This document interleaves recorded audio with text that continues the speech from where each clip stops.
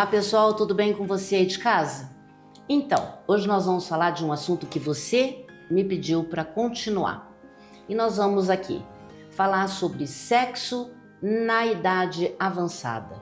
Será que é bom fazer sexo nessa época da vida? Será que nós estamos preparados para falar sobre sexo? Qual é o tema de hoje? Bom, sexualidade na maturidade. Então eu vou ler aqui só uma partezinha antes de apresentar a minha convidada, porque o tempo muda o corpo, mas também muda o significado do amor, do desejo e da intimidade. E talvez você descubra hoje que a maturidade não é o fim do prazer, é o começo da consciência. E é sobre isso que nós vamos falar hoje com a doutora Paola Reis. Tudo bem, Paola? Tudo bem, muito obrigada pelo convite e eu estou aqui à disposição para a gente poder conversar sobre esse tema que é tão importante. Que bom saber que as pessoas procuram mais hoje em dia, né? Falar sobre isso. Ainda é um tabu, né? Nós tivemos aqui várias vezes falando sobre esse assunto. Eu acho importante tocar, principalmente para falar da terceira idade, da idade mais avançada, porque tem pessoas que acham que fazer sexo, né, é só na juventude, né? Então, o nosso corpo muda, nossa vida muda, nossa forma de pensar muda. Mas me diz uma coisa, como que a psicologia trabalha as questões relacionadas à sexualidade na maturidade? Como que é visto isso na psicologia? A psicologia, olha, num primeiro momento a gente tem que trazer todo o estudo de Maslow, né? Maslow foi um estudioso que trouxe sobre as motivações internas e as motivações externas. Essas motivações são necessidades que todo ser humano tem. E o sexo ele vai estar lá na base disso, que é uma motivação interna que está no nível de fisiologia e no nível de segurança. Então esse tema hoje tem espaço que as pessoas podem falar. Ainda tem um tabu, ainda existe um preconceito, as pessoas ainda falam com um pouco mais de vergonha, de constrangimento, de um sentimento de inadequação, mas ainda bem que a saúde, a área da saúde está trazendo muito esse tema e trazendo para um nível de normalidade. Então as pessoas podem falar, é comum hoje numa consulta um médico, um psicólogo perguntar, e como está a sua sexualidade? Algo que antigamente não acontecia com essa facilidade. Era tão difícil para o médico como para o paciente, né? Sim. Tinha aquela forma, não vou falar, será que é por vergonha? Mas no consultório é comum isso? Muito comum. Muito comum. Dentro de toda a avaliação que a gente tem, já é uma prática, como se fosse até dentro do nosso protocolo mesmo. Você perguntar, e esta área da sua vida como está? Como está funcionando? Porque existe realmente toda uma cobrança social que parece que você atingiu uma idade, isso não mais existe. E isso existe.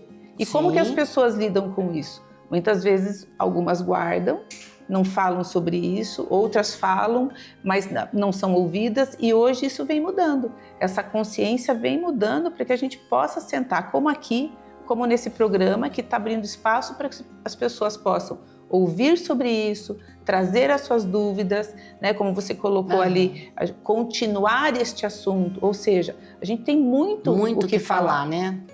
Eu acho interessante quando nós estamos numa rodinha de amigas, assim, principalmente, né? Aquelas amigas que falam mais, não para saber como que uma faz, como que é isso, como é que é aquilo, mas é a forma com que se fala, né? Quando você fala da sexualidade, ou sua, ou de alguém que você conhece, sempre alguém fica meio reprimido. Isso traz uma intranquilidade na parte de prazer, na parte de entender qual é a dificuldade hoje que as pessoas têm de falar sobre isso. A gente vai sempre considerar perfil de personalidade. Então a gente sempre separa em 3 grandes perfis, né? Pessoas que participam, que são as pessoas mais mentais, que são pessoas que buscam conhecimento sobre aquilo, querem entender, buscam muito a ciência. Pessoas que são mais emocionais, eu quero sentir isso, quero falar sobre isso para eu sentir isso. E as pessoas que fazem e não pensam muito. Então a gente numa É natural. rodinha de amigos, a gente vai também situar isso. Tem aquelas pessoas que são mais reservadas. Sim. Então, elas querem entender melhor. Então, elas vão buscar pessoas de segurança, e aí eu falo a importância de construir uma rede de apoio, pessoas que você tem segurança, médico, um psicólogo, uma pessoa próxima sua que você vai poder conversar sobre isso e entender melhor. E assim serve para todos esses tipos de personalidade. Então, não tem o jeito certo, não tem o jeito errado, e tem o jeito saudável para cada pessoa. E aí depende do movimento da pessoa. Nesse caso, se uma paciente chega lá, ou um paciente, né, homem ou mulher, e fala sobre esse assunto e gostaria de recomeçar a vida, né? Também tem isso. E o que você diz para essa pessoa? Como que você conversa com essa pessoa? A gente sempre vai abordar como ela gostaria de fazer isso, né? Essa retomada, esse recomeço. Como que ela gostaria, como que ela imagina, né? Qual é a experiência que ela já tem até hoje, né? Qual é a história que ela tem sobre isso com ela, que vivências ela tem. Então a gente traz à consciência tudo isso e também trabalha com o que você quer fazer, o que você quer viver da sua sexualidade, e você começa a trabalhar com a pessoa as possibilidades. Então não existe uma regra, mas existe assim, experiências que você pode ter. Você vai para a realidade checar isso, você testa isso. Funcionou para mim? Não funcionou? Como que eu posso fazer? Hoje a gente tem N possibilidades de lidar com isso. A gente tem a própria prática hoje de ter sites de relacionamento que trazem essas possibilidades. A gente tem lugares que essas pessoas podem ir. Então isso vai ser muito do perfil. Mas primeiro é entender qual é a história que a pessoa tem com o tema e o que ela ainda quer vivenciar, o que ela busca. Né? Porque a maturidade traz essa segurança pra gente, onde eu posso escolher. Não é mais alguém que escolhe por mim. E aí eu faço um movimento. Porque existem diferenças, né? O sexo na juventude e aquele mais maduro, onde você tem mais responsabilidade, mais um perfil assim de... Como é que a gente fala? Um perfil mais integrado com a outra pessoa, não é tão impulsiva? É um perfil mais afetivo. Você tem mais afetividade com a sua sexualidade. Então você não é o sexo pelo sexo. Às vezes mas normalmente você tem um encontro com alguém. Existe um nível mais de maturidade, de responsabilidade. Mas, na verdade, o tema de sexualidade, ele não é tratado com seriedade em nenhuma época, nem na adolescência. Né? O jovem que está lidando com sexo, se você for olhar, tem um lado muito mais de deboche, de brincadeira, de agora você está com isso. E dificilmente as pessoas sentam para conversar com a seriedade que deve ser. A responsabilidade quando você entra na sua atividade sexual. A responsabilidade com o outro, consigo mesmo. E na vida mais avançada, na maturidade, a gente já passou por muita coisa. Sim. Então você já tem essa experiência onde você também considera ela numa vida sexual ativa. E a gente falando da maturidade, não podemos esquecer da parte de medicação, né? As medicações, como que fica tudo isso, qual é a possibilidade desse sexo avançar, dessa parte sexual ser melhor. Tudo isso é envolvido no seu trabalho lá como psicóloga? Sim, a gente sempre avalia, normalmente eu trabalho junto se tiver um atendimento psiquiátrico ou às vezes algum medicamento que seja até nível ginecológico, né, ou urologista. A gente sempre considera o impacto disso na vida da pessoa. Tem muito preconceito, tem muito tabu, a pessoa acha que é isso, não, é o remédio que interfere, e às vezes não, é só uma crença limitante dessa pessoa. É mais a cabeça? É muito mais a cabeça que ela vai olhar, então assim, você trabalha junto com o médico para entender qual realmente é o impacto que tem. Tem algumas medicações que vão realmente interferir, mas você tem outros recursos para você lidar com isso. É buscar esse entendimento e encontrar um caminho para isso. A parte vergonhosa que a gente sempre está falando, né, que é a parte aquela que a gente se sente mais reprimida, o próprio corpo, ao envelhecer, ele muda, né? Principalmente para a mulher. Eu acho que, não sei se o homem tem tanto isso, mas a mulher eu sei que tem, né? É a parte do envelhecimento do corpo. Isso também tira o bom proveito disso? esse é um grande processo do nosso amadurecimento, né? Então, a mulher, ela ainda tem espaço para verbalizar isso. O homem não tem muito isso, mas tem muito impacto no homem. Né? Então, o homem vai ter uma outra aspecto na vida sexual no homem, ele vai ter um impacto na ereção dele. E ele não fala sobre isso. É difícil o homem entrar em contato com isso. Então, ele tem um mecanismo de, muitas vezes, minha esposa ou a mulher que não faz muita coisa, que não me estimula, até que ele entenda que isso está acontecendo com o corpo dele. Então, acho que quando a gente fala de sexualidade na maturidade, a gente tem que ter esse olhar também de responsabilidade e carinho com os homens, no sentido de olhar para eles e falar, isso está impactando. Você não vai ter, por exemplo, uma vida sexual ativa como um garoto de 25 anos. Então, quanto mais ele tem essa consciência e mais ele se responsabiliza por isso, melhor a vida sexual dele. Sim. Porque o homem também fica com medo de não ter a mesma potência, de não ter a mesma capacidade, e isso vai acontecer na maturidade. Existe uma idade limite para o sexo? Não existe uma idade limite, de jeito nenhum. Não existe de jeito nenhum. O limite vai vir de cada pessoa, até onde ela quer ir, como ela quer fazer, né? Porque a sexualidade, ela não é só o ato em si, ela Sim. é toda a energia, a dinâmica, o encontro desse casal, toda essa vivência que vai estar na sexualidade. De sexualidade, a gente precisa pensar que ela é a energia da vida, ela é o movimento da vida. E ela é tão linda, tão forte, que ela é capaz de, num encontro, quando isso é possível, você gera uma outra vida. Com certeza. Né? Mas ela é esse movimento da vida. Então, ela não é o ato em si, é um conjunto de coisas. Por isso que a sexualidade na maturidade, ela é maravilhosa. Assim dizem, né? Para aquelas pessoas que se permitem falar. Eu acho que vale a pena você estudar um pouco sobre esse caso, né? Ir mais a fundo, perguntar para as pessoas que realmente têm interesse em te ajudar sobre isso, porque muitas das mulheres que passam pelas nossas amizades aí, homens também, né? Geram problemas e às vezes não é um problema tão grave. Falta comunicação, falta conhecimento. Às vezes não é nenhum problema, é só um desafio. Às vezes é só algo novo. Às vezes é só assim, algo diferente do que eu estava vendo até agora. Então, se eu chego e pergunto, como que é isso para alguém? E a pessoa fala aquilo já organiza. E a pessoa se libera e vai viver. Então, às vezes é só entender que conforme a nossa idade vai passando, as coisas vão mudando e o sexo também vai mudando. A sexualidade também vai mudando. Vai encaixando, vai dando certo conforme vai passando os anos. Acho que é a palavra que você usou, vai integrando. A cada idade que você vai chegando, as tuas vivências, você vai integrando isso. E você vai organizando. Agora, tem gente que fica preso em si mesmo e não fala sobre isso. E aí você fica preso na forma como você está vendo. Aí, de repente, alguém vem e fala, como a gente está falando aqui, olha, isso é normal, isso é bom, isso é importante. Né? Você tem todo o direito de viver isso, a pessoa, opa, como é que é isso? Então eu posso dar espaço para isso. Quer dizer, falar naturalmente, né? Naturalmente, como qualquer outra conversa, dentro de uma responsabilidade, dentro da maturidade. Isso vale a pena, sim.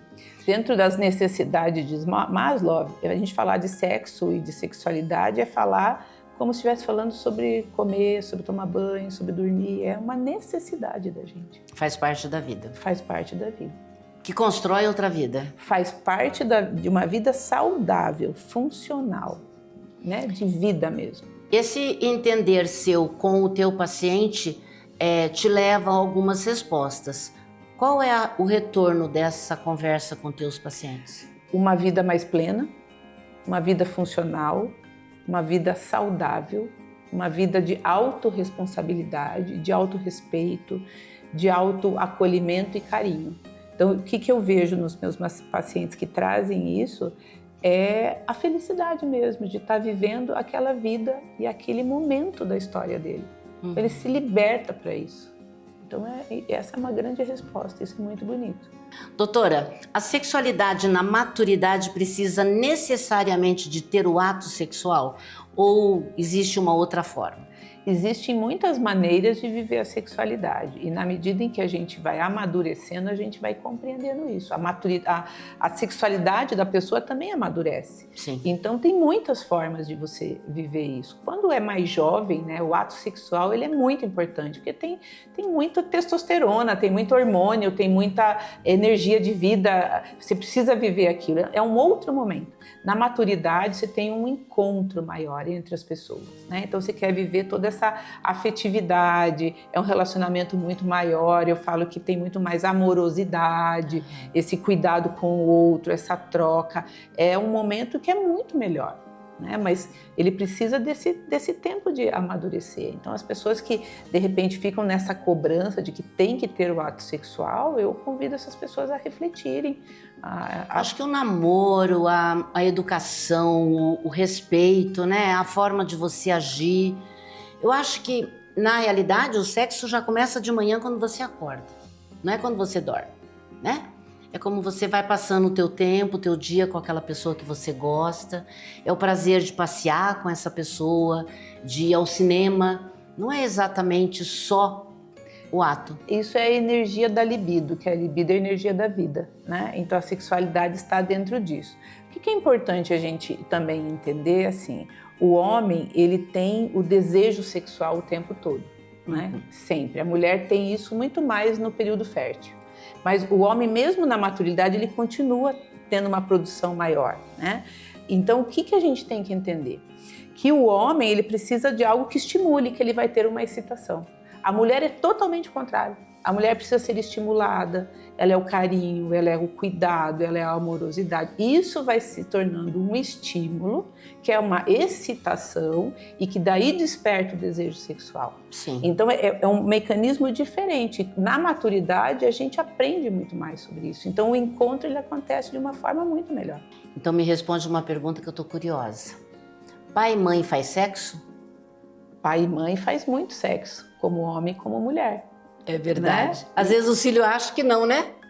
E aí também é um tabu, que às vezes tem casais que têm uma dificuldade de retomar, porque eles ficam presos nesse papel, de pai e mãe, porque a gente pode dizer e assim, é sério, né? A gente pode falar assim, ó, pai e mãe não faz sexo, mas o homem e a mulher fazem sexo. Fazem sexo. Né? Então ali é o momento do homem e da mulher. Né? Então isso é bem importante, e é importante que a gente fale disso com os filhos, para eles entenderem que é algo saudável, que é um momento importante, que é bom. Verdade. Então fazer sexo é bom, né? Amar faz muito bem para a alma, né? E viver bem deixa você muito melhor. E eu vou deixar aqui a doutora agora falando sobre alguns mitos que prejudicam essa vida toda, né? O que você escolheu para a sua vida, da forma com que você gostaria que a sua vida sexual, afetiva, a sua vivência, deixasse os mitos de lado, doutora, e explique aí um pouquinho para nós, você tem um minutinho para falar sobre o que acontece com essa parte nas pessoas mais maduras. Vamos falar da maturidade. Então eu convido as pessoas a refletir o seguinte: sexualidade é saúde. Viver a sua sexualidade é um autocarinho, é realmente você oferecer para você mesmo a vida mais saudável que você pode ter. Então eu convido essas pessoas a atualizarem a sua identidade sexual, a sua vida sexual. Mitos sempre vão existir e eles estão presos na tua história de vida, coisas que você aprendeu, suas crenças, histórias que você ouviu da tua família. Traz agora para essa atualidade. Pergunte sobre isso, converse sobre isso. Esse passo que você dá, às vezes, num primeiro momento vai trazer um constrangimento, um sentimento de inadequação, mas o resultado disso é a sua liberdade sexual. Você ser você por inteiro. Então, a partir desse programa que tem corajosamente, traz esse tema para a gente poder continuar falando sobre isso. E quem está na maturidade, quantas pessoas você também pode ajudar com isso, falando sobre isso. Seus netos, seus filhos, pessoas conhecidas, que vocês possam também contribuir para que eles cheguem nessa idade buscando essa saúde. E isso é família, né? Então, quando nós falamos de amor, nós falamos da família. Estar em família é também um ato maravilhoso. Procure amar sua família, procure amar sua esposa, seu marido, seus filhos. E eu espero você no próximo programa. Quem sabe lá nós temos um outro assunto tão importante quanto esse. Até lá!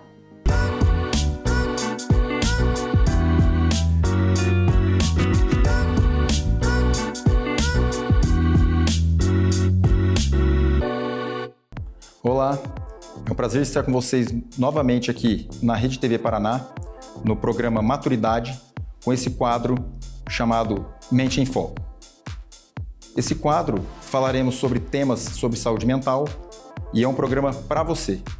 Semanalmente estaremos esclarecendo dúvidas com clareza, objetividade e empatia, de forma também acolhedora.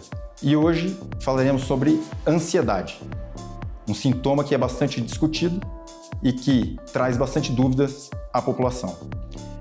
A ansiedade é um sintoma comum em todas as pessoas. Porém, sabermos diferenciar se isso é algo patológico ou se é algo situacional.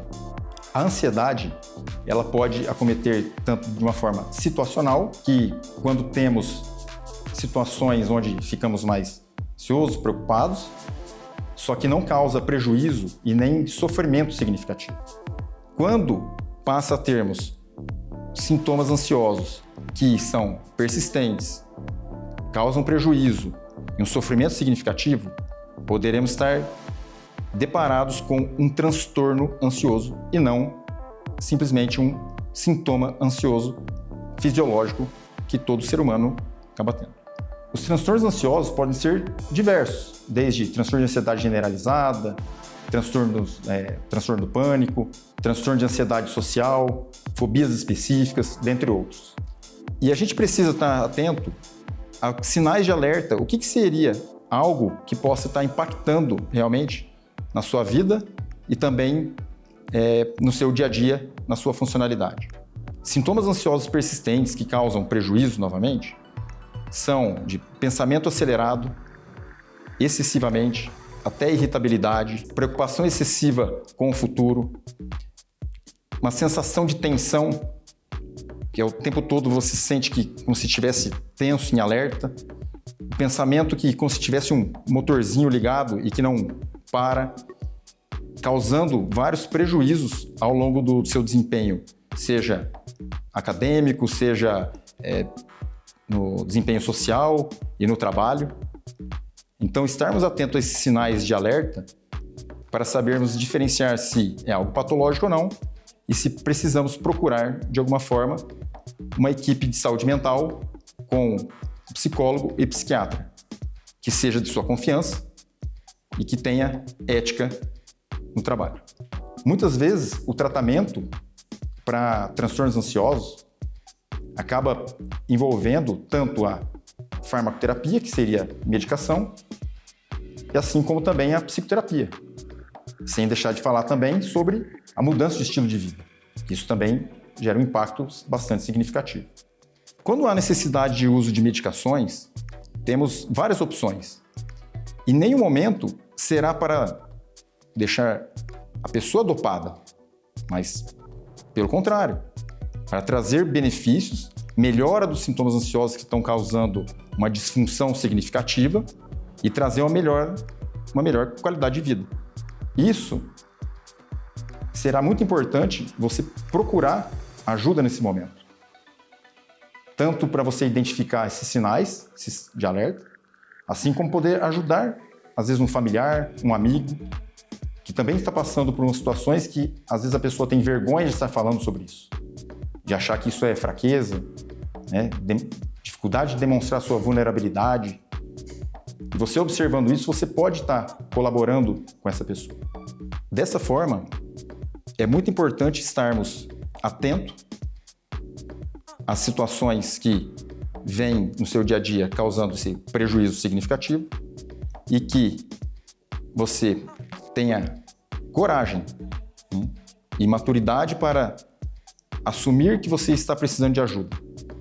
E isso vai te trazer bastante benefícios, seja pessoal, com diminuição do seu sofrimento, para com esses sintomas ansiosos, e também na sua funcionalidade do dia a dia, buscando qualidade de vida, melhora nas suas relações interpessoais e uma vida mais plena. Então, esses sintomas que nós temos ansiosos, eles podem ser manifestados desde pensamentos, com pensamentos até catastróficos, por exemplo, toda a ligação que você tem, por exemplo, achar que é algo de muito grave que está acontecendo. Isso acontece que tem algumas distorções do pensamento que acaba deixando você bastante ansioso e essa preocupação desproporcional te causa bastante prejuízo. Também temos que pensar que não só sintomas de pensamento acelerado, né, de sintomas de preocupação excessiva, mas muitas vezes sintomas físicos podem ser manifestados como, né, sudorese, formigamento no corpo, né? A pessoa acaba ficando com tremores, com dor no peito, muitas vezes acaba também tendo situações em que possa ter até tontura e até desmaios. Ficar atento a todos os sintomas quando estão persistentes e disfuncionais é muito importante para que você não demore a procurar ajuda e que isso não impacte na sua vida no dia a dia. E quanto mais tempo você demora para procurar ajuda, maior o prejuízo na sua vida. Então, tenha coragem, repetindo como maturidade também, porque você demonstrar isso não será fraqueza. A partir desse momento em que você identificou e se você precisa procurar ajuda, procure uma equipe qualificada para que você procure um psiquiatra, um psicólogo de sua confiança e também faça o tratamento, se necessário, medicamentoso, também psicoterápico, e não tenha medo disso. Porque muitas vezes o medo de você procurar um tratamento e às vezes até tomar a medicação com necessidade pode fazer com que você prorrogue só o seu sofrimento. Você não estará colaborando com você mesmo e nem muitas vezes com algum colega ou algum familiar. Outros sintomas também muito importantes, que é a taquicardia, né, a sensação de palpitação, muitas vezes aquele ataque, aquela sensação iminente de morte, se fosse morrer, né, a qualquer momento, como se não tivesse uma causa específica, tendo que procurar hospital muitas vezes achando que está tendo infarto ou coisa assim. Então é muito importante que nesse momento que você tenha essa perda do controle sobre esses sintomas, você em algum momento procurar a emergência, seja ela clínica, seja psiquiátrica, para estar avaliando a sua condição naquele momento, se é uma crise de ansiedade, né, a gente fala um ataque de pânico, ou se tem outro problema associado, orgânico, que também precisa ser identificado. Por isso a importância de estar procurando muitas vezes uma emergência em uma crise que você não consiga ter o controle. E esse sintoma de ansiedade, muitas vezes podem ser desencadeados por situações específicas, como também não ter algo previsível ou algo tenha acontecido com você. E isso acaba diferenciando alguns transtornos também. Então, se você está com sofrimento, com sintomas ansiosos, não deixe de procurar ajuda. Você vai passar a ser corajoso com isso, ou corajosa no caso. Procure um profissional, não fique sozinho nessa. Não continue com o seu sofrimento. Procure uma equipe qualificada, um psiquiatra, um psicólogo, para que possa te ajudar. Estarei com vocês aqui semanalmente, falando sobre novos temas de saúde mental e aguardo vocês até o próximo episódio do quadro Mente em Foco. Até breve.